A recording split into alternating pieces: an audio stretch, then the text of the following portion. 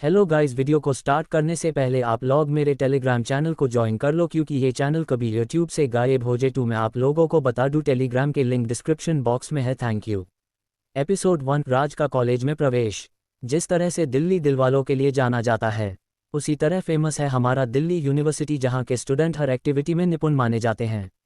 एक स्टूडेंट अपनी पीठ पर बैग तान के कॉलेज में एंट्री लेता है, एक पुरानी जीन्स और शर्ट में जिनमें वो बिल्कुल मामूली दिख रहा था, जिसको देख के वहाँ के स्टूडेंट उसे बहुत ही नीच भावना से देख रहे थे। वो लड़का दिखने में भी कुछ खास नहीं लग रहा था, मगर उसकी पर्सनालिटी उसके चेहरे और पहनावे से मैच नहीं कर रहा था, क्योंकि उसने आंखों पर मोटा चश्मा बाल चिपके हुए जो कि उसे गरीब बना रहा था। इसके बावजूद उसके शरीर की बनावट अलग ही बता रही थी। 6 फीट की हाइट, दिखने में उसका शरीर कसरती लग रहा था। ये कोई और नहीं, हमारी कहानी का हीरो राजवीर सिंह। कहानी में राज होगा, जो कि दिल्ली यूनिवर्सिटी के फर्स्ट ईयर का स्टूडेंट है। कहने को तो स्कॉलरशिप से एडमिशन हुआ है, पर सच्चाई कुछ और ही है। राज का कॉलेज में आज पहला दिन है और वहां जाने के लिए काफ़ी एक्साइटेड है, और वो तैयार होकर तुरंत पास के बस स्टैंड से बस में बैठकर अपने कॉलेज के लिए निकल जाता है और कुछ समय बाद वहां पहुंच जाता है। राज जब में गेट से अंदर जाता है तो रास्ते में कुछ स्टूडेंट्स मिल जाते हैं जो एक नंबर के अमीर बाप के बिगड़े बच्चे थे, जो कि नए स्टूडेंट को परेशान करते हैं। और आज उनका शिकार होगा राज, क्योंकि वो लोग नए लड़कों की रैगिंग कर रहे थे। और उन लोगों के ग्रुप में 5 लोग हैं, जिनमें 3 लड़के और 2 लड़की है।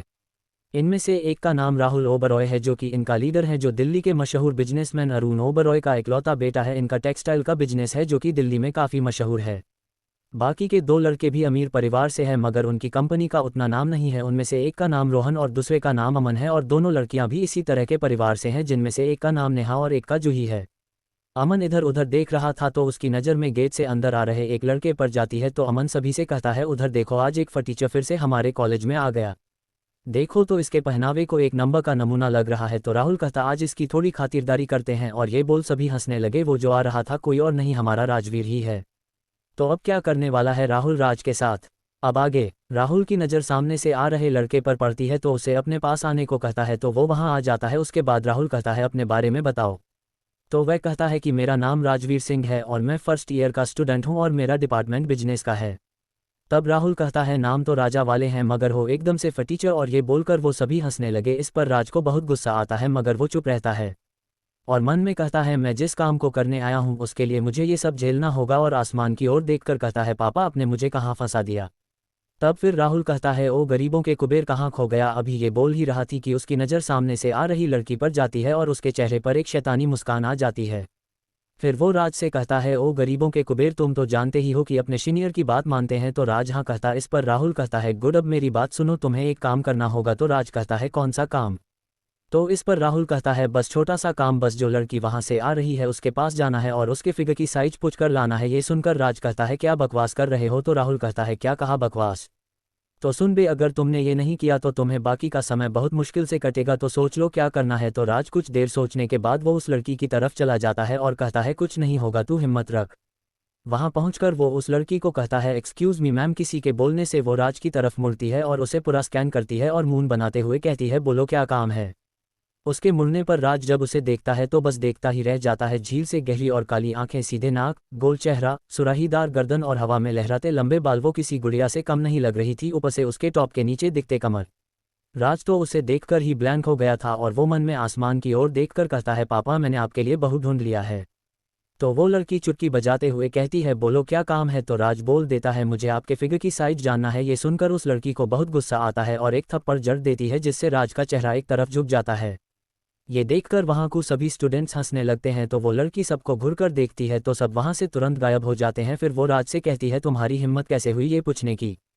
इस पर राज कहता है कि उन लोगों ने कहा था। तो वो लड़की राज के उंगली के दिशा में देखती है तो वहां कोई नहीं था। तो वह कहती है, क्या खाली बेंच ने कहा? तो राज उधर देखता है तो वहां कोई नहीं था। चलिए आपको इस लड़की के बारे में बताता हूँ। ये है हमारी कहानी के हीरोइन काजल सेन। इनके पिता दिल्ली के ऊंचे बिजनेसमैन में गिने जाते हैं और उनका नाम है अशोक सेन, और इनकी कंपनी का नाम है सेन ग्रुप ऑफ कंपनीज, जो कि लगभग हर चीज़ों में व्यापार करती है।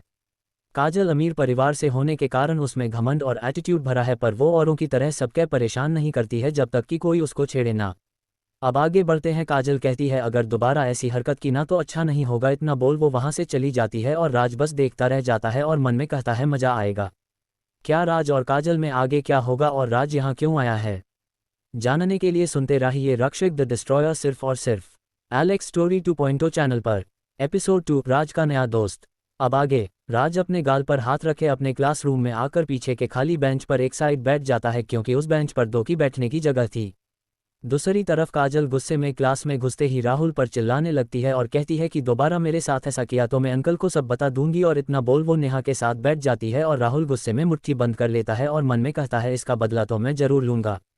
इधर राज के क्लास में सभी स्टूडेंट्स आने लगे मगर राज के हुलिया और पहनावे को देखकर कोई भी उसके पास नहीं बैठता। राज ये सब नोटिस कर रहा था और उसके चेहरे पर एक तंज भरी मुस्कान थी।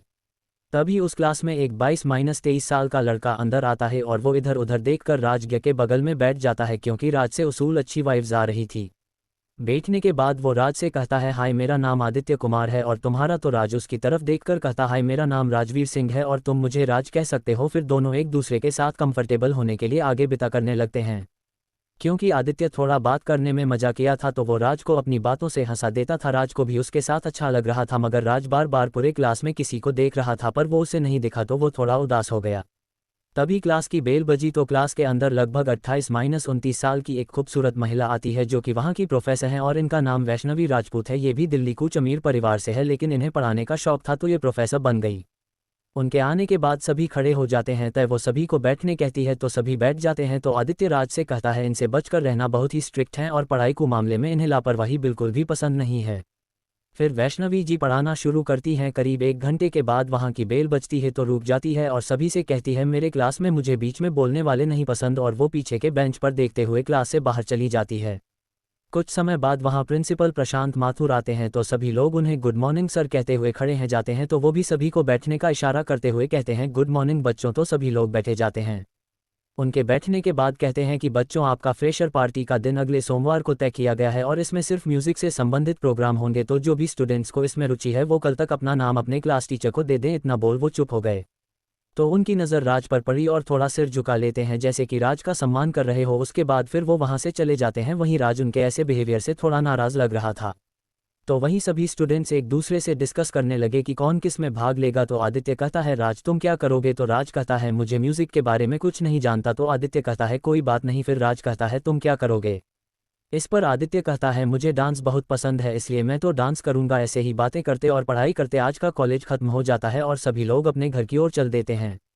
राज अपने घर आकर फ्रेश होकर बेड पर लेट जाता है तो उसे बार बार काजल का चेहरा नजर आता है और राज के चेहरे पर मुस्कान आ जाती है और वो वहीं सब सोचते हुए सोने की कोशिश करता है।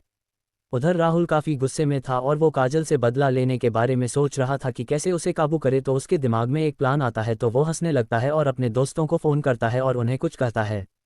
इधर राज की नींद 8 बजे खुल जाती है और वो फटाफट तैयार होकर अपने पार्ट टाइम जॉब पर निकल जाता है। कुछ समय बाद वो एक नाइट बार के सामने आकर रखता है। फिर वो उसके अंदर चला जाता है क्योंकि राज यहाँ वेटर का काम करता है। इधर काजल राहुल के प्लान से अनजान कहीं जाने की तैयारी कर रही थी और उसके साथ नेहा भी वही बैठी थी। तो क्या प्लान कर रहा है राहुल और क्या बच पाएगी काजल इस प्लान से, जानने के लिए सुनते रहिए रक्षक द डिस्ट्रॉयर सिर्फ और सिर्फ एलेक्स स्टोरी 2.0 चैनल पर। एपिसोड 3 वेटर राज और काजल को बचाना। अब आगे राज जिस बार में काम कर रहा था उसका नाम सनशाइन बार है और वो अंदर जाते ही कपड़े चेंज करके वेटर का ड्रेस पहन लेता है। काम करते करते उसे कुछ ही समय हुआ था कि उसकी नज़र बार के अंदर आते कुछ लोगों पर पड़ी और उन्हें देखकर राज को एक झटका लगता है और मन में कहता है इतनी बड़ी दिल्ली में इन सबको यही आना था, ये कोई और बल्कि राहुल की गैंग और काजल थी। उसे ऐसे खड़ा देख वहाँ का मैनेजर कहता है यहाँ खड़े रहने के पैसे नहीं मिलते हैं, काम करने को मिलते हैं। तो राज मैनेजर की बात सुनकर अपना काम करने लगता है और मन में कहता है प्लीज़ भगवान मेरा सामना इन लोगों से ना हो। भगवान तो राज की बात नहीं सुनी पर मैनेजर राज की दिल की बात जरूर सुन लिया और उसे अपनी तरफ बुलाया और कहा उस टेबल पर जाओ और आज तुम उन लोगों को सर्व करोगे। तो राज उस टेबल की ओर देखकर कहता है अब तो अपने लग गए। इस पर मैनेजर ने कहा तुमने कुछ कहा, तो राज ना में सिर हिला देता है और वहाँ से चला जाता है। राज उस टेबल पर जाकर कहता है हेलो सर, आप क्या लेना पसंद करेंगे। इस पर राहुल कुछ ऑर्डर देने ही वाला था कि उसकी नज़र राज पर पड़ी और हंसते हुए कहता है ओ तो गरीबों के कुबेर ये तुम हो, अच्छा है एकदम अपने हिसाब का काम खोजे हो। और इतना बोल हंसने लगा। पर पता नहीं काजल को राज की बेइज्जती अच्छी नहीं लग रही थी इसलिए उसने कहा यार पहले कुछ ऑर्डर कर लेते हैं, मुझे बहुत भूख लगी है।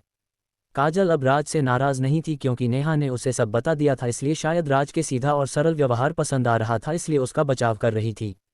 राहुल काजल की बात सुनकर तुरंत राज के कुछ ड्रिंक्स और कुछ खाने की चीज़ें लाने का ऑर्डर दे देता है जिसे राज नोट करके चला जाता है और कुछ समय बाद सारी चीज़ें लेकर टेबल पर लगा देता है और फिर कहता है आपको और भी किसी चीज़ की ज़रूरत हो तो आवाज़ दे दीजिएगा मैम। तो काजल उसे जाने का इशारा करती है तो राज वहाँ से चला जाता है। उसके बाद काजल कुछ खाने के बाद एक सॉफ्ट ड्रिंक पीती है और वहां से डांस फ्लोर पर जाकर डांस करने लगती है और इधर राहुल रोहन और अमन को कान में कुछ कहता है और रोहन के हाथ में कुछ देर देता है। इधर अमन अपनी बातों में नेहा और जूही को फंसा लेता है। जब दोनों का ध्यान बातों पर होता है तो रोहन काजल के ड्रिंक में कुछ मिला देता है और राहुल की ओर थम्स अप का इशारा करता है। आप लोग सोच रहे होंगे कि काजल और राहुल में क्या कनेक्शन है, तो उन दोनों के पिता आपस में दोस्त हैं और राहुल के डैड काजल को अपने घर की बहू बनाना चाहते हैं और काजल के डैड भी यही चाहते हैं, मगर काजल ये नहीं चाहती, मगर डैड की वजह से वो राहुल के साथ आ जाती है। इधर काजल डांस करते हुए अपने टेबल के पास आती है और अपना ड्रिंक वाइन बियर का प्याला पी लेती है और डांस करने लगती है, मगर उसका सिर थोड़ी देर बाद घूमने लगता है तो वो वॉशरूम की तरफ जाती है। इधर कुछ समय बाद राहुल की नज़र डांस फ्लोर पर जाती है तो काजल उसे दिखाई नहीं देती है, तो वो रोहन से कहता है वो कहाँ गई, तो सभी वहाँ देखते हैं तो काजल नहीं दिखती है, तो सभी लोग परेशान हो जाते हैं और उसे ढूंढने लगते हैं। वहीं राहुल रोहन से कहता है उस पे ड्रग्स का असर शुरू हो गया होगा, उसे जल्दी से ढूंढो नहीं तो सब प्लान खराब हो जाएगा।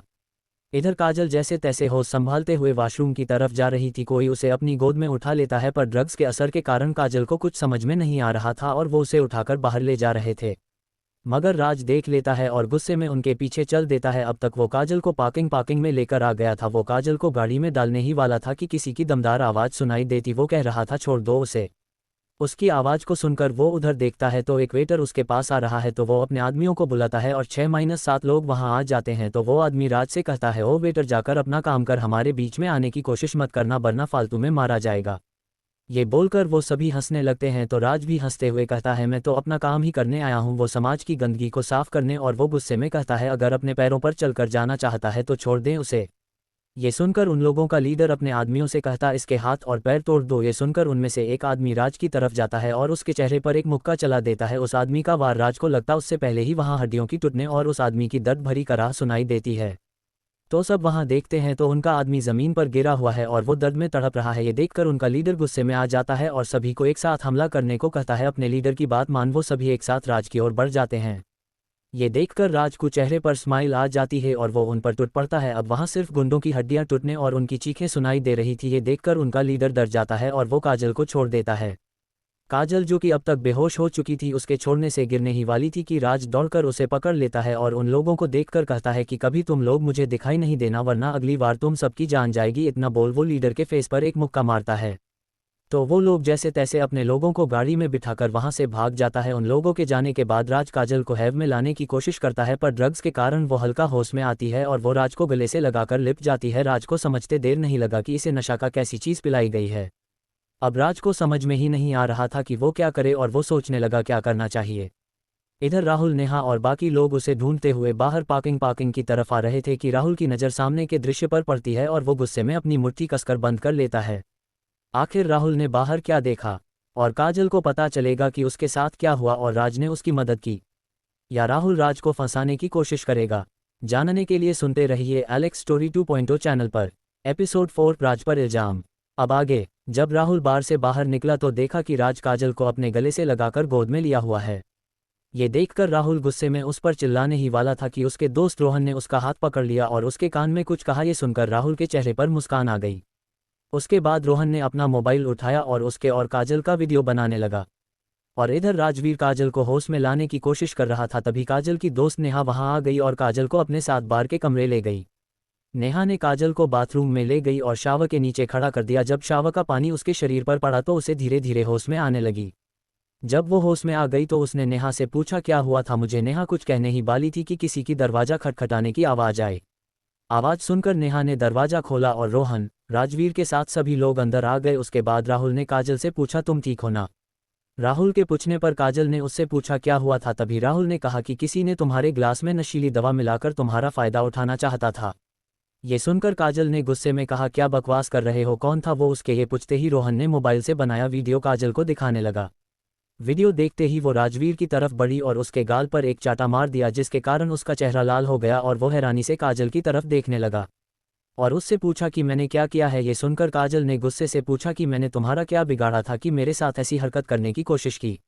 राजवीर को तो कुछ समझ में नहीं आया कि उसके साथ क्या हो रहा है। तभी राहुल और उसके दोस्तों ने काजल के गुस्से को बढ़ाने के लिए आग में घी डालने काम किया और कहा काजल जब ये तुम्हारे लिए ग्लास लेकर आ रहा था तो मैंने इसे उसमें कुछ मिलाते हुए देखा था। तभी इस पर मुझे शक हुआ था और तभी से हम लोग इस पर नज़र रख रहे थे। जब काफ़ी देर से तुम वॉशरूम से बाहर नहीं आई तो हम लोगों इस पर शक हुआ और तुम्हें ढूंढते होते बाहर निकला तो देखा कि राज तुम्हें गोद में उठाकर ले जा रहा है। ये सुनकर राजवीर तो शौक हो गया और वो कुछ कहने ही वाला था कि काजल ने गुस्से में कहा, 2 कौड़ी के आदमी, तुम्हारी हिम्मत कैसे हुई यह सब मेरे साथ करने की? तुम्हें इसकी सजा जरूर मिलेगी। और उसने राहुल की तरफ देखकर कहा, मैनेजर को यहाँ बुलाओ। ये सुनकर राहुल ने रोहन को आसाराम किया और रोहन मैनेजर को बुलाने चला गया। कुछ देर बाद रोहन और मैनेजर आ गए। उसके बाद मैनेजर ने पूछा, क्या हुआ मिस शेन? उसके ये पूछते ही काजल ने उसे सब कुछ बता दिया। ये सुनकर तो उसके पैरों तले जमीन खिसक गई। फिर वो हैरानी से राज की तरफ देखा और मिस शेन से पूछा कि क्या मैं इसे पुलिस के हवाले करूं? ये सुनकर राज हड़बड़ा गया और वो काजल से कहा कि मैंने ये सब नहीं किया है, मैं तो इसके आगे कुछ कहना चाहता था लेकिन वो चुप रहा। तभी काजल ने कहा, तो क्या मैं तुमसे कुछ पूछ रही हूँ? राज बोला, कुछ नहीं, क्योंकि अगर अपनी सफाई देता तो उसे सब कुछ बताना पड़ता, इसलिए वो चुप रहा। फिर बस इतना ही कहा, मैं इतना नीचे नहीं हूँ जो कि किसी लड़की के साथ ऐसी हरकत करूँ।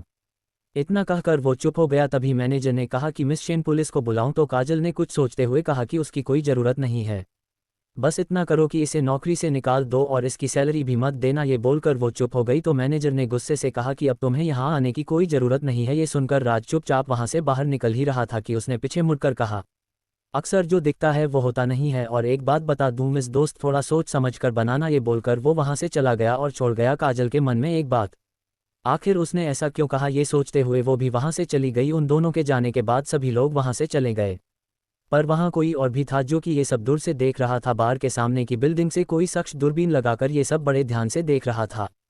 सभी के चले जाने के बाद वो वहाँ आया और वहाँ के सीसीटीवी फुटेज को बड़े ध्यान से देखकर उसकी एक कॉपी बनाकर अपने पास रख लिया और उसके बाद सारे फुटेज डिलीट कर दिया और वहाँ से बाहर निकल आया। बाहर आने के बाद उसने अपना मोबाइल निकाला और किसी को फ़ोन किया और कहा कि मैंने उन्हें ढूंढ लिया। ये सुनकर उधर से एक भारी लेकिन कड़क आवाज़ आई, उनका ध्यान रखना, चाहे कुछ भी हो उन पर नज़र बनाए रखना, और एक बात और, जब तक जरूरी न हो तब तक उनसे दूरी बनाए रखना। उधर की बात सुनकर वो शख्स बोला, मैं समझ गया। इधर बार से आने के बाद राज आज के बारे में सोच रहा था। तभी उसने फैसला किया कि वो कभी भी काजल की मदद नहीं करेगा। ये सब मन में सोचकर वो वहाँ से उठकर किचन में चला गया और अपने लिए खाना बनाने लगा और फ्रेशर पार्टी के बारे में सोचकर वो मन ही मन खुश हो गया। क्या राज ऐसा कर पाएगा? और कौन था वो आदमी? वो किसके बारे में बात कर रहा था? क्या राहुल और कोई चाल चलेगा काजल को फंसाने के लिए? एपिसोड 5, राज की परेशानी। अब आगे। अगले दिन सुबह तैयार होकर राज नाश्ता करके अपने कॉलेज जाता है। जब वो वहां पहुंचता है तो उसे देखकर सभी स्टूडेंट्स राज को हीन भावना से देखते हैं और उसके बारे में बात करने लगते हैं। राज को कुछ समझ में नहीं आता है कि सब लोग उसे देखकर ऐसा क्यों कर रहे हैं। वो सभी को इग्नोर करके अपने क्लासरूम की ओर चला जाता है। कुछ देर बाद सभी स्टूडेंट्स धीरे धीरे क्लास में दाखिल होते हैं। जब वो राज को देखते हैं तो उसके बारे में बात करने लगते हैं। कोई कहता है कि कैसा बेशर्म आदमी है, इतना करने के बाद भी यहाँ आने की हिम्मत की है। दूसरा स्टूडेंट कहता है, इसे देख के नहीं लगता है कि ऐसा कर सकता है। तो कोई कहता है, आजकल किसी पर यकीन नहीं किया जा सकता है। राज को अजीब लगता है कि सब लोग उसे देखकर ऐसा बर्ताव क्यों कर रहे हैं। वो सभी को इग्नोर करके अपना बुक पढ़ने लगता है। कुछ देर बाद आदित्य वहाँ आता है और उसके साथ बैठ जाता है और राज से कहता है कि तुम ऐसा कैसे कर सकते हो? तो राज कहता है कि मैंने क्या किया है? तो आदित्य उसे एक वीडियो दिखाता है जिसे देखकर रिच को बहुत बड़ा धक्का लगता है और वो आदित्य से कहता है कि मैंने ऐसा कुछ नहीं किया है, और कहता है कि ये एक गलतफहमी है। और आगे कुछ कहता उससे पहले ही उसकी नज़र एक लड़की पर पड़ती है। उस लड़की को देखकर राज के चेहरे पर मुस्कान आ जाती है, जो वो मुस्कान तुरंत ही छिपा लेता है। वो उसे देख ही रहा था कि उस लड़की की नज़र भी राज पर पड़ती है, तो वो उसे देखकर मुंह बना लेती है और वो हैरानी से उसे देखने लगती है। और वो लड़की मन ही मन कहती है, ये मुझे जाना पहचाना क्यों लग रहा है। और वो लड़की इन सब बातों को इग्नोर करके अपना बुक पढ़ने में बिजी हो जाती हैं। इधर आदित्य राज को एक लड़की को ऐसे देखते देखकर राज से कहता है, तुम उस लड़की को ऐसे क्यों देख रहे हो? ये सुनकर राज झेप जाता है। तो राज आदित्य से पूछताछ है कि ये लड़की कौन है। ये सुनकर आदित्य उसे बताता है, इसका नाम शनाया सिंह है, ये भी हमारी तरह स्कॉलरशिप पर आई है। ये सुनकर राज अपने मन में कहता है, आखिर तुम्हें ढूंढ लिया। और ये सोचते ही उसके चेहरे पर मुस्कान और दर्द दोनों ही एक्सप्रेशन एक साथ आ जाते हैं। तभी क्लास में वैष्णवी मैम आते हैं तो सभी स्टूडेंट्स खड़े हो जाते हैं। तो मैम सभी को बैठने का इशारा करते हैं। ये सुनकर सभी स्टूडेंट्स अपनी सीटी पर बैठ जाते हैं और मैम पढ़ाना शुरू कर देती हैं। धीरे धीरे लंच का टाइम हो जाता है तो राज आदित्य को लेकर कैंटीन में आ जाता है और एक टेबल पर बैठकर वे दोनों खाना ऑर्डर करते हैं। वो दोनों का खाना कुछ देर बाद आ जाता है और वो गिने लगते हैं। तभी राहुल, काजल और उसके साथी उसके पास आ जाते हैं। तो उन सभी को वहां देखकर राज को कुछ गड़बड़ होने का एहसास होता है। तो वो वहां से बाहर निकलने वाला ही था कि रोहन और अमन राज को रोक लेते हैं। तभी राहुल कहता है, ये हैं मिस्टर राजवीर सिंह, हमारे कॉलेज के हीरो, जो कि लड़कियों को नशीली दवा खिलाकर उनका फ़ायदा उठाना इन जनाब का फेवरेट काम है। ये सुनकर वहाँ मौजूद सभी लोग उस पर हंसने लगते हैं।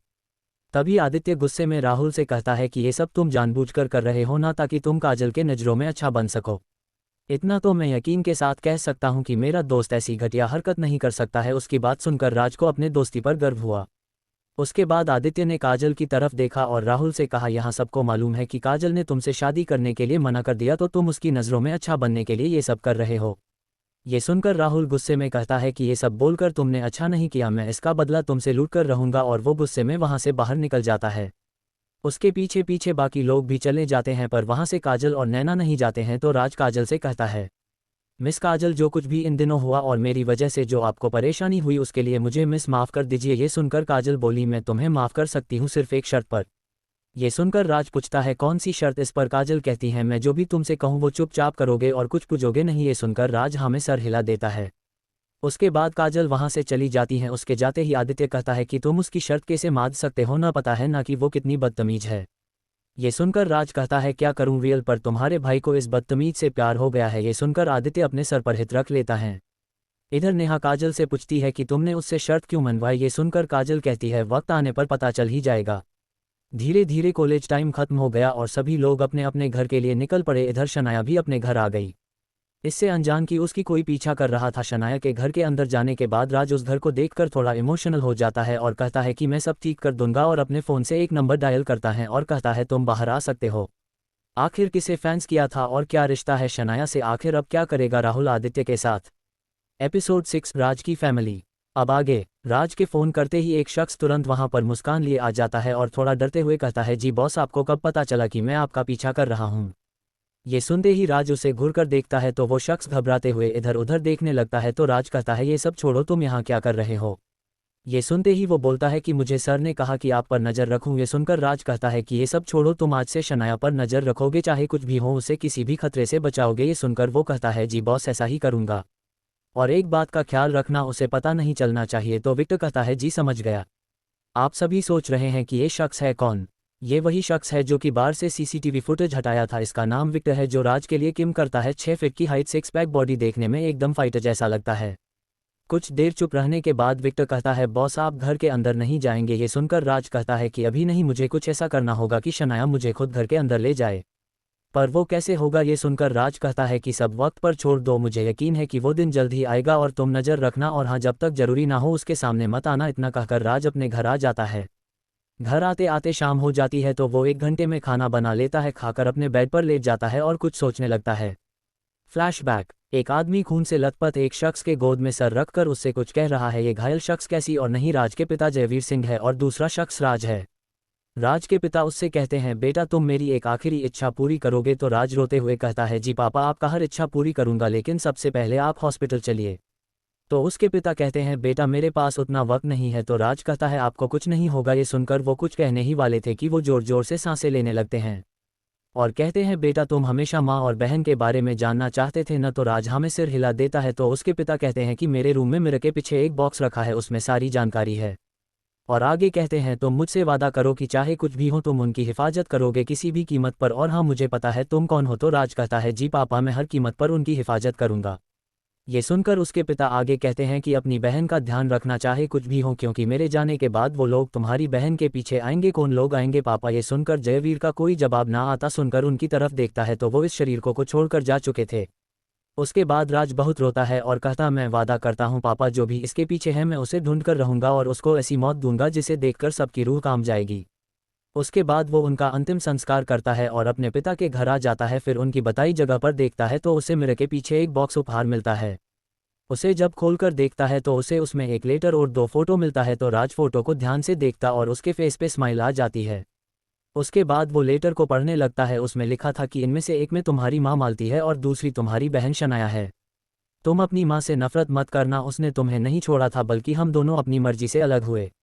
मेरी कुछ मजबूरी थी जिस वजह से हम अलग हुए, जो तुम्हें आगे पता चल जाएगा। जब तुम 8 साल के थे तब मैं तुझे लेकर दिल्ली से मुंबई आ गया था। तुम्हारी माँ दिल्ली के शहादरा में रहती है और तुम्हारी बहन दिल्ली यूनिवर्सिटी में स्कॉलरशिप के माध्यम से मैनेजमेंट डिपार्टमेंट के फर्स्ट ईयर में एडमिशन लिया है। तुम उसी कॉलेज में एडमिशन लोगे और अपनी बहन की हिफाजत करोगे और एक बात तुम्हारी माँ लड़ाई झगड़े से बहुत नफरत तो तुम एक नॉर्मल आदमी बनकर उनसे मिलना।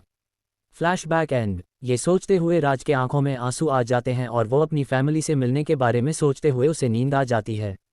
इधर शनाया जब कॉलेज से घर आकर अपनी मां को आवाज़ लगाती है तो एक 50-55 साल की औरत किचन से बाहर आती है तो शनाया उसके गले लग जाती है।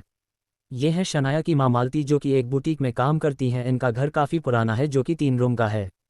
शनाया मां के गले लगे ही कहती है, पता है मां, मैंने एक लड़के को अपनी क्लास में देखा तो लगा कि ये मेरा भाई है, फिर सोचा वो तो हमसे 10 साल बड़े हैं तो वो कहाँ से मेरे क्लास में आएंगे।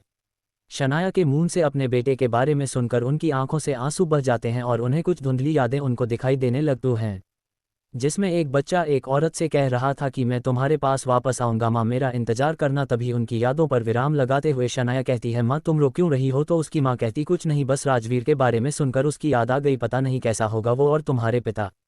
तो शनाया कहती है, आपने पापा के बारे में क्यों नहीं बताते। तो मालती कहती है, जब समय आएगा तो बता दूंगी, चल अब बस कर फ्रेश होकर आ और खाना खा ले।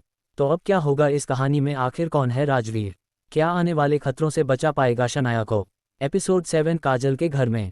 अब आगे। राज सुबह उठकर अपने लिए खाना बनाता है और कॉलेज जाने की तैयारी में लग जाता है। इधर काजल के घर में एक औरत काजल के रूम में जाती है और उसके सर पर हाथ रखकर उसे उठाने लगती है।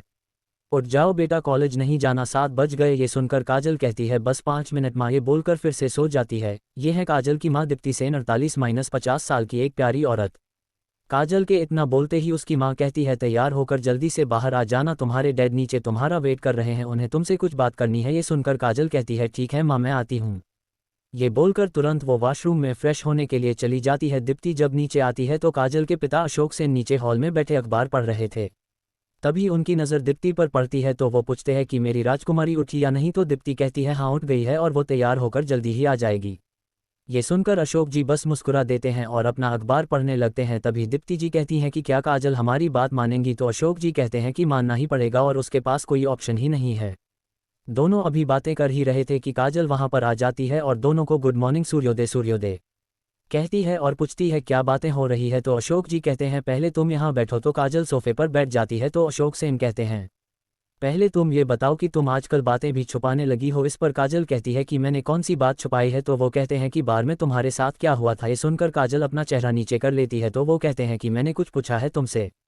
तो काजल कहती है कि डैड मुझे नहीं पता कि मेरे साथ क्या हुआ था, मगर मेरे दोस्तों ने कहा कि मेरे ड्रिंक वाइन बियर का प्याला में किसी ने कुछ मिला दिया था। जब मैंने वो पी तो कुछ देर बाद चक्कर आने लगे तो मैं वॉशरूम में जा ही रही थी कि कोई मुझे पीछे से कुछ सुंघाया और मैं बेहोश हो गई। उसके बाद मुझे पता नहीं कि क्या हुआ था और जब मैं होश में आई तो मैं एक रूम में थी। तो मैं बहुत डर गई थी, मगर फिर मुझे नेहा की आवाज़ आई तो मैं रिलैक्स हो गई। तो मैंने पूछा कि मैं यहाँ कैसे। तो राहुल ने कहा कि एक वेटर जो मेरे कॉलेज में ही पढ़ता है उसी ने वाइन बियर का प्याला में कुछ मिलाया था जो कि बुरा फ़ायदा उठाना चाहता था। ये सुनकर तो अशोक जी की गुस्से की सीमा ही नहीं रही और बोले, उस 2 कौड़ी के लड़के की इतनी हिम्मत कि वो तुम्हारे साथ ऐसी हरकत करें, उसे मरना होगा। ये सुनकर काजल डर जाती है। भले ही काजल घमंडी थी मगर उसे लड़ाई झगड़े से बहुत ही नफरत थी, क्योंकि इसी के कारण उसका भाई उससे दूर हो गया। इसके भाई के बारे में बाद में पता चलेगा, वैसे उसका नाम अभय सेन है। तो अशोक सेन ने कहते हैं, उसका नाम क्या है। तो काजल घबराते हुए कहती हैं, राजवीर सिंह। ये सुनकर अशोक सेन अपना मोबाइल उठाया और किसी को कॉल करने ही वाले थे कि तभी काजल कहती है, डैड मेरी पूरी बात तो सुन लो। ये सुनकर अशोक जी अपनी मोबाइल नीचे रखकर काजल की बात सुनने लगते हैं। तो काजल कहती है कि वो मेरे साथ ऐसा क्यों करेगा, क्योंकि हम दोनों में तो कोई बात भी नहीं होती थी। तो मुझे ये अजीब लगा और मैंने ध्यान से इस बारे में सोचा तो सारी बातें साफ होने लगी, क्योंकि राजवीर वहां से जाने वक्त कहा था कि दोस्त थोड़ा सोच समझ कर बनाना। ये बात मेरे दिमाग में एकदम आई और मैंने सारी चीज़ें ध्यान से सोचने लगी तो समझ में आया कि राजवीर ने कुछ नहीं किया। बस एक बात समझ में नहीं आया कि मैं राजवीर की गेंद में कैसे, बस यही सवाल मुझे परेशान कर रही है। तभी काजल की माँ बोली, साफ साफ बताएगी कि ऐसे ही उलझी हुई बात बताएगी। ये सुनकर काजल कहती है, ठीक है आप दोनों ध्यान से सुनना। तो काजल कहती है कि जब वेटर ने ड्रिंक वाइन बियर का प्याला वाइन सर्व की तो उसने ग्लास और वाइन की बोतल दिया। तो अगर कुछ मिलाया तो नशा सब पे होना चाहिए। और दूसरी बात, जब वॉशरूम के पास मुझे बेहोश किया गया तो वहाँ कम से कम 5 लोग से ज़्यादा थे। और तीसरी बात की, जब मुझे मेरे दोस्तों ने ढूंढा तो मैं राजवीर के पास थी। तभी अशोक सेन ने कहा कि तुम तो बेहोश थी, तो तुम्हें कैसे पता कि तुम उस वेटर के पास थी। तो काजल ने कहा कि राहुल का एक दोस्त है रोहन, उसने एक उसकी वीडियो बनाई। जब मैंने वो वीडियो देखा तो उसमें ध्यान से देखने पर पता चला कि वो मुझे होश में लाने की कोशिश कर रहा था, मगर मेरे दोस्तों ने उसका मतलब ही अलग बताया। तभी से मुझे उन लोगों पर शक हुआ कि कुछ तो गलत है, इसलिए मैंने ये बात ज़्यादा नहीं बढ़ाई। तो तुमने उस लड़के को जॉब से क्यों निकलवाया? तो काजल कहती है कि मैंने ये सब उसके लिए किया क्योंकि वो एकदम सीधा और शांत लड़का है और मैं नहीं चाहती थी कि मेरी वजह से किसी अच्छे लड़के को गलत कहा जाए। ये सुनकर उन दोनों ने कहा मुझे नहीं पता था कि मेरी बेटी इतनी समझदार हो गई है। ये बोलकर सभी हंसने लगे। उसके बाद अशोक सेन कहते हैं कि बेटा क्या मैं वो वीडियो देख सकता हूँ? तो काजल उन्हें दिखाने लगती है। वीडियो देखकर अशोक जी अपने मन में कहते हैं कि मैंने इसे कहीं देखा है पर मुझे याद नहीं आ रहा है। एक काम करना बेटा, इसे कल डिनर पर बुलाना। पर क्यों डैड? तभी अशोक जी कहते हैं कि बेटा कुछ भी हुआ हो मगर उसने तुम्हारी हेल्प किया है तो कम से कम उसे थैंक्स तो करना ही होगा ना। तभी दीप्ति जी कहती हैं हाँ बेटा तुम्हारे पापा ठीक कह रहे हैं। ये सुनकर काजल कहती है ठीक है माँ, मैं उसे कराने को कह दूंगी। उसके बाद सभी लोग नाश्ता करके अपने अपने काम के लिए चले जाते हैं। आखिर अशोक सेन ने क्यों बुलाया है राजवीर को अपने घर? क्या राज की सच्चाई सबके सामने आ जाएगी? क्या काजल के मन में राज के लिए कोई सॉफ्ट कॉर्नर बन रहा है? जानने के लिए सुनते रहिए रक्षक द डिस्ट्रॉयर सिर्फ और सिर्फ एलेक्स स्टोरी 2.0 चैनल पर। एपिसोड 8 राज और शनाया की बातें। अब आगे। नाश्ता करने के बाद काजल कॉलेज के लिए निकलने वाली ही थी कि उसके सामने एक आदमी बॉडीगार्ड के ड्रेस में उसके सामने आ गया। तो वो अपने डैड की तरफ देखकर पूछा ये कौन है? तो उसके डैड ने कहा आज से ये तुम्हारे साथ रहेगा। तो काजल ने कहा डैड आपने मेरे लिए बॉडीगार्ड क्यों रखा है? तो अशोक जी ने कहा ये तुम्हारी सुरक्षा के लिए है, आज से तुम्हारे साथ ही जाएगा। तो काजल ने कहा डैड मेरे दोस्त क्या कहेंगे? इस पर अशोक जी ने कहा बस और कोई बहस नहीं, अगर ये तुम्हारे साथ नहीं जाएगा तो आज के बाद तुम बाहर नहीं जाओगी। पर डैड और कोई बहस नहीं। मजबूरी में काजल को मानना ही पड़ेगा और वो गुस्से से पैर पटकते हुए जाकर गाड़ी में बैठ गई। उसके बाद वो बॉडीगार्ड एक स्माइल ग्रिन दी और अपना मोबाइल निकालकर एक नंबर डायल किया और कहा बॉस मैं मैम का बॉडीगार्ड बन गया हूं। तो दूसरी तरफ से आवाज़ आई उस पर नज़र रखना। इतना कहकर उधर से कॉल काट दी गई और वो बॉडीगार्ड जाकर गाड़ी में बैठकर गाड़ी चलाने लगा और काजल से पूछा कहाँ जाना है मैम? तो काजल ने कहा जहन्नुम में। जी क्या कहा? कुछ नहीं कॉलेज चलो। इतना कहकर वह विंडो के बाहर देखने लगी। इधर दूसरी तरफ राज कॉलेज में आकर अपने क्लास में जाकर बैठ गया और धीरे धीरे सभी स्टूडेंट्स आने लगे। कुछ देर में आदित्य भी आ गया और राज के साथ बैठ गया। फिर शनाया भी आ गई। वो क्लास में घुसते ही एक नज़र राज को देखकर अपने सीट पर जाकर बैठ गई और राज के फेस पर मुस्कान आ गई और वो तुरंत उसे छिपा लेता है। धीरे धीरे लंच का समय हो गया और सभी लोग अपने खाने के लिए कैंटीन में जाने लगे। जब राज भी वहां से बाहर निकल ही रहा था कि उसकी नज़र शनाया पर गई जो अपने बेड में कुछ ढूंढ रही थी, मगर उसे फिर याद आया लंच बॉक्स तो वो घर पर ही छोड़ आई। फिर वो अपने पर्स में देखती है तो उसमें सिर्फ घर जाने के ही पैसे थे। ये देखकर वो उदास हो जाती है और मन में कहती है अब मैं क्या करूं? लंच बॉक्स भी छोड़ दिया और पैसे भी नहीं है और भूख भी लगी है, अब क्या करूं? कर ये सब हरकतें राज देख रहा था कि तभी आदित्य कहता राज चलो कैंटीन चलते हैं। इस पर राज कहता है तुम चलो मैं आता हूं। ये सुनकर आदित्य वहां से चला जाता है। उसके जाने के बाद क्लास में सिर्फ वो और शनाया ही थे। राज इधर उधर देखता है तो उसे कोई नज़र नहीं आता है तो वो शनाया की तरफ बढ़ जाता है। अचानक से किसी के आ जाने से शनाया एकदम डर जाती है। ये देखकर राज कहता है हे डरने की ज़रूरत नहीं है, मैं तो बस तुम्हें देखने आया था क्योंकि तुम परेशान लग रही थी, क्या कुछ हुआ है? इस पर शनाया थोड़ा परेशानी में कहती है मैं आज अपना लंच घर पर ही छोड़ आए। इस पर राज कहता है कि तुम कैंटीन में जा सकती हो। तो शनाया कहती है कि एक्चुअली मेरे पास उतने पैसे नहीं हैं।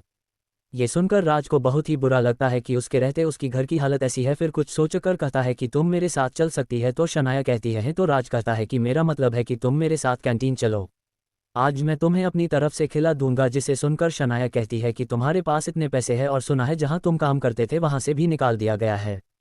ये सुनकर राज कहता है कि मैंने कुछ पैसे जमा किए थे, उसकी टेंशन तुम मत लो। फिर शनाया कहती है इसकी कोई ज़रूरत नहीं है, तुम जाओ। ये सुनकर राज कहता है और तुम भूखी रहोगी। इस पर शनाया कहती है कि इन सब की आदत है। ये सुनकर राज की मुट्ठी बंद हो जाती है और वो गुस्से को शांत करके कहता है कि ऐसा करते हैं, आज मैं तुम्हें खिला दूंगा और कल तुम मेरे लिए लंच लेकर आना।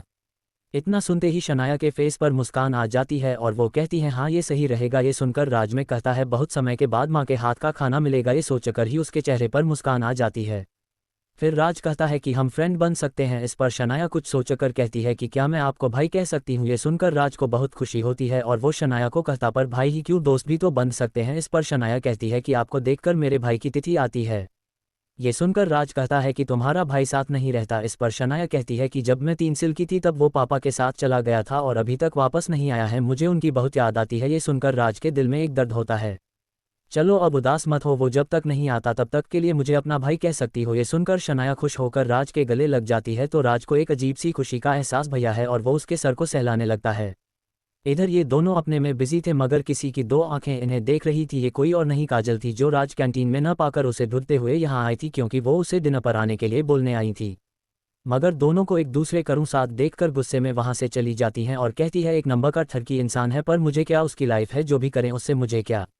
वेट, मैं उसके बारे में क्यों सोच रही हूँ? शांत काजल, शांत कोई नहीं है वो मेरा। ये बोलते हुए वो वहाँ से कैंटीन की तरफ चली जाती है और इधर राज भी शनाया को लेकर कैंटीन की तरफ चल देता है। तय क्या काजल के मन में राज के लिए फीलिंग्स आ रही है और कौन है वो बॉडीगार्ड? आखिर किसे कॉल किया था उसने? एपिसोड 9, काजल और राज की बहस। अब आगे। काजल राज को किसी लड़की के साथ देखकर गुस्से में वहां से बाहर निकल जाती है, कैंटीन में जाकर बैठ जाती है। तभी उसकी दोस्त नेहा उससे पूछती है, क्या हुआ जो तुम इतने गुस्से में हो? इस पर काजल कहती है कि अभी तुम जाओ यहाँ से, मुझे अकेला छोड़ दो। ये सुनकर नेहा वहां से मून बनाकर चली जाती है और काजल वहीं बैठकर राज को मन ही मन कोस रही थी। इधर शनाया और राज दोनों आदित्य के टेबल पर आकर बैठ जाते हैं। जब आदित्य किसी लड़की को राज के साथ देखता है तो एक्साइटेड होकर धीरे से उसके कान में पूछता है, ये तो शनाया है ना, ये तुम्हारे साथ क्या कर रही है? कहीं तुम दोनों का चक्कर तो नहीं है? ये सुनकर राज अपने सर पर हाथ रख लेता है और कहता है, ऐसी बात नहीं है। फिर शनाया के साथ जो बात हुई वो उसे बता देता है। ये सुन आदित्य का मून बन जाता है और कहता है, शिट यार, मुझे लगा मेरा भाई का भी घर बस जाएगा, पर ये तो राखी बंधवाने के लिए एक बहन को ढूंढ लिया। फिर सभी बातों को इग्नोर करके शनाया से कहता है, ही शनाया? तो शनाया भी मुस्कुराकर उसे हाई कहती है। तभी फिर राज कहता है कि बोलो शनाया, क्या खाओगी? आज मैं आपकी पसंद का खाऊंगी। ये सुनकर राज के चेहरे पर मुस्कान आ जाती है और वो खाना लाने के लिए चला जाता है। इधर काजल, जो कि राज के पीछे बैठकर इनकी बातें सुनने की कोशिश कर रही थी मगर थोड़ा दूर होने के कारण सुन नहीं पाती, तो गुस्से में वहां से बाहर निकल जाती है। कैंटीन के गेट पर राज का आने का वेट करती है। तब तक राज तीनों के लिए खाना लेकर आता है और तीनों ही हंसी मजाक करते हुए अपना खाना खत्म करते हैं और उसके बाद तीनों वहां से बाहर निकल जाते हैं। तभी राज की नज़र काजल पर पड़ती है, जो कि उसे गुस्से में घूर रही थी। ये देखकर राज को हिचकी आने लगती है, तो दोनों कहते, क्या हुआ, तुम ठीक तो हो ना? इस पर राज कहता है कि मैं ठीक हूँ, तुम दोनों क्लास जाओ, मैं पानी पीकर आता हूँ। ये सुनकर वो दोनों आगे बढ़ जाते हैं। उनके जाने के बाद काजल राज के पास आती है और पूछती है, वो लड़की कौन थी? बड़ा हंस हंस के बातें कर रहे थे। ये सुनकर राज मन ही मन मुस्कुरा देता है और काजल को छेड़ते हुए कहता है कि ये मेरी लाइफ है मैडम, मैं चाहूँ जिससे भी बातें करूँ, उससे आपको क्या? ये सुन काजल चिढ़ जाती है और कहती है, ज़्यादा बनने की कोशिश मत करो समझे, वरना अच्छा नहीं होगा। ये सुन राज का मुंह बन जाता है। फिर राज कहता है, छोड़िए इन बातों को, आपको मुझसे कोई काम था? ये सुनकर काजल कहती है कि कल संडे है तो तुम क्या कर रहे हो? इस पर राज कहता है कि ये बताना जरूरी है। तो काजल कहती है, भूलो मत, तुमने वादा किया था कि जो मैं कहूंगी वो तुम करोगे। तो राज कहता है, मैंने कब करने से मना किया है? अच्छा ठीक है, कल मैं फ्री हूँ, सिर्फ मुझे जॉब के लिए 1-2 जगह जाकर बात करनी है। तो काजल कहती है, जो भी काम हो 8 बजे के पहले खत्म कर लेना। पर क्यों? तो काजल कहती है कि मेरे डैड ने तुम्हें डिनर पर बुलाया है। पर मुझे क्यों बुलाया है? तो काजल कहती है, आकर उन्हीं से पूछ लेना और कोई बहाना नहीं, अगर नहीं आई तो देख लेना। आप मुझे धमकी दे रही हैं, तुमको जो समझना है समझो और थोड़ा ठीक से तैयार होकर आना। तो राज कहता है, इसका क्या मतलब, मैं अच्छा नहीं लग रहा है? तो काजल कहती है, देखा है अपने आप को, एकदम जू वाला बंदर लगते हो और कपड़े देखो एकदम पुराने हैं। क्या करें मैडम, नए कपड़े लेने के पैसे नहीं है, एक जॉब थी वहाँ से आपकी वजह से निकाल दिया गया, अब बताए कहाँ से नए कपड़े लाऊं? पैसे नहीं है तो तुम खाते कैसे हो? बस किसी तरह मैनेज कर लेता हूँ। तभी काजल अपने पास से कुछ रुपए निकाल कर देने लगती है। तो राज कहता है, ये आप मुझे क्यों दे रहे हैं? इस पर कहती है कि अपने लिए ढंग के कपड़े ले लेना। मुझे नहीं चाहिए। पर क्यों? अभी तो कह रहे थे कि पैसे नहीं है, तो फिर ले क्यों नहीं रहे हो? इस पर राज कहता है, माना कि मैं गरीब हूँ, इसका ये मतलब नहीं मैडम कि मैं किसी का एहसान लूँ। मैं मेहनत से जो कमाता हूँ उसी पर निर्भर रहता हूँ, किसी के खैरात पर नहीं। मुझे नहीं चाहिए आपके पैसे। तो काजल कहती है, अच्छा ठीक है मत लेना, लेकिन कल समय पर आ जाना। ये कहकर राज को अपना एड्रेस देकर चली जाती है। उसके बाद राज भी अपनी क्लास के लिए चला जाता है। जब वो वहां पहुंचता है तो आदित्य कहता है, इतनी देर क्यों लगा? तो राज बहाना बनाते हुए कहता है कि मैं वॉशरूम चला गया था। उसके बाद राज कहता है, मंडे को पार्टी में किस गाने पर डांस कर रहे हो? इस पर आदित्य कहता है, ये तो उसी दिन पता चलेगा। इसी तरह बात और पढ़ाई करते आज की क्लास भी खत्म हो जाती है और सभी अपने अपने घर के लिए निकल जाते हैं। राज जब अपने घर पहुंचाता है, जैसे ही उसका फ़ोन बजता है तो विक्टर का कॉल होता है। फ़ोन उठाते ही विक्टर कहता है, बॉस मंडे के होने वाली पार्टी में कुछ होने वाला है। तो राज कहता है, क्या होने वाला है? तो विक्टर कहता है, बॉस ज़्यादा तो नहीं पता, पर मेरे खबरी ने कहा है कि किसी की किडनैपिंग की प्लानिंग है, पर किसका होगा एक नहीं पता। ठीक है तुम पता करो, बाकी मैं संभाल लूंगा। तो उधर से कहता है, ठीक है बॉस, और फ़ोन रख देता है। आखिर किसका किडनैप होने वाला है और क्यों बुला रहे हैं अशोक सेन राज को अपने घर डिनर पर? क्या राज के बारे में कुछ पता है अशोक सेन को, और क्या रोक पाएगा राज होने वाले हमलों को? एपिसोड 10, राज काजल के घर में। अब आगे। राज विक्टर से बात करने के बाद कुछ देर शांत रहता है और फिर एक फ़ोन लगाता है। 2-3 रिंग के बाद उधर से फ़ोन उठाता है। तो राज कहता है, मुझे मेरे पापा की सारी जानकारी निकालो, वो क्या काम करते थे, उनके दोस्त और दुश्मन, हर छोटी बड़ी खबर सब इकट्ठा करो। तो उधर से आवाज़ आती है, जी बॉस। इतना कहकर राज फ़ोन रख देता है और वो डिनर बनाने चला जाता है। इधर शनाया भी अपने घर में आकर अपनी माँ के गले लग जाती है और आज जो भी बातें राज और उसके बीच हुई सभी बता देती है और कहती है कि उन्होंने मेरा लंच भी खाने के बारे में कहा है। मालती जी शनाया को इतना खुश देखकर उनके आंख से आंसू की कुछ बूंदें निकल जाती है और वो मन ही मन कहती है, कहाँ हो तुम मेरे बेटे, जल्दी माँ के पास आ जा। तभी शनाया कहती है, माँ कहाँ खो गई। तो मालती जी बात बदलते हुए कहती हैं, अरे कुछ नहीं, मैं तो ये सोच रही थी कि उसे क्या पसंद होगा। तो शनाया कहती है, माँ आज नहीं ले जाना है, मंगलवार से ले जानी है, मंडे को फ्रेशर पार्टी है ना। तो माँ कहती है, ठीक है, जा जाकर आराम कर ले, तब तक मैं खाना बना देती हूँ। ये सुन शनाया अपने कमरे में चली जाती है। अगले दिन आज संडे था तो राज आराम से 9 बजे उठा और अपने लिए चाय और बिस्कुट लेकर नाश्ता करने लगा और उसे फिनिश करके बाहर घूमने निकल गया।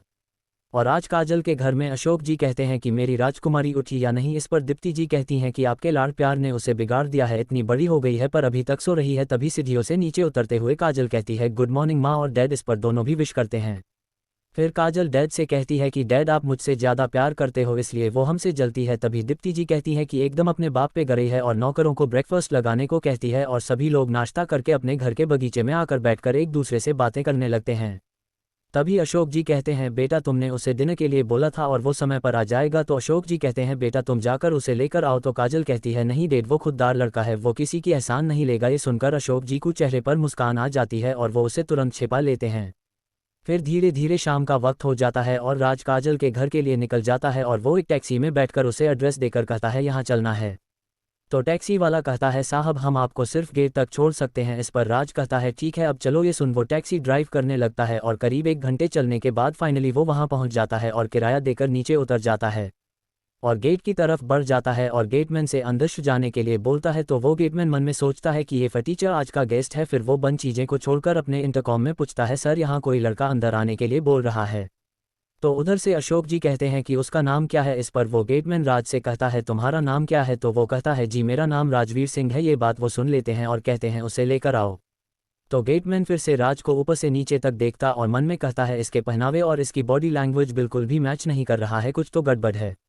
और किसी को बुलाता है और कहता है, इसे साहब के पिस ले जाओ। तो एक गार्ड आकर राज को अंदर की तरफ चलने के लिए कहता है और वो आगे बढ़ जाता है। राज भी आगे बढ़ जाता है और जाने से पहले उस गेटमैन की तरफ देखकर एक मुस्कान के साथ कहता है, बहुत ही समझदार हो। ये बोलकर वो आगे बढ़ जाता है और गेटमैन उसे बस हैरानी से देखता रह जाता है। राज जब गेट से अंदर आकर घर को देखकर उसे कोई खास हैरानी नहीं होती है और वो सीधा अंदर की तरफ बढ़ जाता है। इस बात से अनजान कि अशोक जी उसकी हर हरकत को सीसीटीवी में देख रहे हैं। वो सोचते हैं कि इतना बड़ा और आलीशान बंगला को देखकर भी इसके एक्सप्रेशन बिल्कुल भी नहीं बदला, कुछ तो है जो सभी से छिपा रहा है, पर क्या पता तो लगाना पड़ेगा। फिर वो हॉल में जाकर बैठ जाते हैं और काजल राज को लाने के लिए घर के बाहर आ जाती है। तभी वो राज को देखकर कहती है, हेलो कैसे हो, आने में कोई परेशानी नहीं हुई ना। इस पर राज नीचे देखते हुए कहता है, हेलो मैडम जी, मैं बिल्कुल ठीक हूँ और आने में कोई दिक्कत नहीं हुई। इस पर काजल कहती है, नीचे क्या देख रहे हो, क्या मैं इतनी बुरी लग रही हूँ। यूँ सुन राज कहता है, ऐसी बात नहीं है मैडम। तो काजल कहती है, मेरी तरफ देखो। जब राज काजल को देखता है तो बस उसमें को ही जाता है, क्योंकि काजल लगा ही रही थी इतनी प्यारी।